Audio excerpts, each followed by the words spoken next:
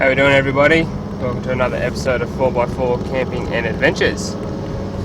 So on today's episode we are going to do a review on the MAXXIS Bravo 980 tyres, and I'm going to give you my honest opinion on them. Now, as you're fully aware, I'm not associated with any brands on the market. I do buy everything myself with my own money, and I thought, after a little bit of discussion with my brother, he has the same tyres, I went with the MAXXIS Bravo 980 all-terrains, and I'm going to give you my cons and pros on the tyres and a little bit of info about them and what I think, would I get them again, all that kind of stuff. So stay tuned and we'll get into it. It's going to be a little bit of forward driving in this episode as well, a little bit of mud driving, just to show you how they cake up in mud because they are an all-terrain, so just to give you an idea of all that side of things as well. Alright, so these are the MAXXIS 980 all-terrain tyre. As you can see, I've just driven down this bit of a muddy trail, and they do chock up quite easily. I mean, I wasn't spinning the wheels or anything crazy like that, but you can see they do chock up with mud quite easily. Most all-terrains are going to. They have that sort of real close tread pattern, so generally you're going to find 99% of your all-terrains aren't going to really handle that well into the mud, but you know, it's one of those things. You have mud tyres which generally make a little bit more noise on the road. We have an all-terrain where it makes a little bit less noise, gives you still good grip on what you're doing, but generally obviously fails in some certain areas. Now, I've had these on the car for 30,000 Ks, and one thing I do like about them, they seem to be wearing very well. They've still got about 80% tread still on the tyres, so they seem to be wearing very well. They're a 265/75 R16, so about a 32 in the old terms, and yeah, they're essentially an LT tyre. So I believe they're a 10 ply, 10 ply tyre, so they're pretty sturdy. I find you need to bag them down a little bit more on the beach, so that side of things I go a little bit lower PSI just to get a bit more bagging out of them. And yeah, that's pretty much all I can say really about the tyre. They've got a real good tyre sidewall. They've got this shoulder pattern here. I'll put a photo on the video for you. A shoulder pattern here, which obviously lets you go over rocks and all that kind of thing. They are a cheaper tyre, so these cost me, I think it was about $220 a corner. I got them fairly cheap though, so you can expect to pay at least about $250 for per corner for a 32. Now, if you have a Trident, just a little bit of a tip here.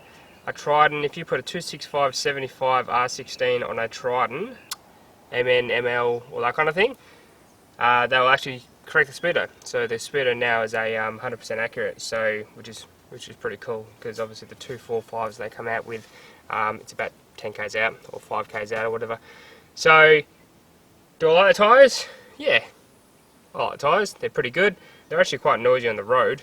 Only when you're going on real smooth surfaces on like freeways. So if you live in the city, whereas I don't, but if you live in the city, they make a bit of a whirring noise, sort of like a mud terrain, but they make a bit of a whirring noise. On the course roads, don't even notice them. Great handling in the wet and the dry, so on the road they're very, very good. Beach traction, like beach is where these things really come alive. So before I had, when I bought the car, I had some high-fly Chinese bits of garbage. They were extremely hard. They wouldn't mold or flex or anything like that. So what I did is got rid of them straight away, because when I was driving on gravel roads, I just found it had no traction on the front end. So got rid of all them, put these on, and just the amount of traction I got on the sand was out of this world, because I do a lot of sand driving, so that's pretty much what I'm doing on this car. Not much of this mud stuff, but obviously in the future I'll probably get into a little bit more, but it doesn't tickle my fancy quite yet. But yeah, the amount of traction I get on the beach with these things is out of this world. I haven't been stuck with these on the beach yet, and I have been in some pretty powdery sands where some of my mates been in muddies, and they've dug right in. So definitely a fantastic little tyre for the beach. For rocks as well, we went to Murchison a couple of weeks ago, which is a little bit of technical rock driving, not much, but a little bit of there. Didn't get any punches. Sidewalls seemed to be really good. We had to go over some pretty funky rocks and all that kind of thing. So, but yeah, no. They turned out to be pretty good for rock driving. I don't think the Trident is that amazing for rock driving, but that's another story. And yeah, that's really, I could probably tell you. As a cheaper tyre, I mean, the MAXXIS brand, I believe, is a cheaper tyre. I'm not 100% sure, but they were cheaper than BF, BF Goodrich. They're a little bit cheaper than your Bridgestone Jewelers. They generally were about $50 cheaper than most of the other brands. In my opinion, they're sort of like a rip-off of a BF Goodrich KO2. They essentially have the same tread pattern and all that kind of thing, but it seems like a lot of brands are copying that tread pattern because it works. But yeah, for a knockoff or a copy or whatever you want to call it, they actually perform really well. So, would I get another set?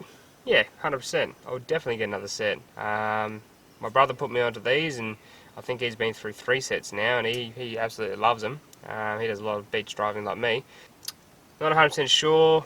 I'm definitely thinking of changing brands. I'm like that. I don't like to get the same thing, so I'm thinking of changing a different brand. I heard the Coopers are good. I've heard Mickey Thompsons are good, but they all wear down very quickly. So there's a little bit of a worry about, because I get a lot of mileage, do a lot of towing on this car. So when I'm towing the camper, so mileage is really important to me. So yeah, I'm not 100% sure. I looked at the general grabbers. They're sort of okay, but they're not really tickling my fancy.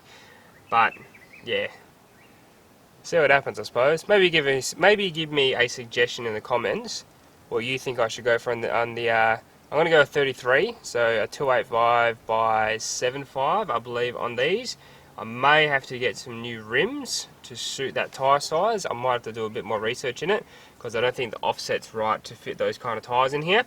So I might have to get a plus 20 offset, I believe, for this car, which will give me the clearance I need to put the 33s on there.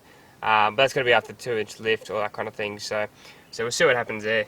But yeah, potentially looking at a 33. They'll fit out the guards quite nicely and it'll make it a little bit tougher, and obviously going to be better off road.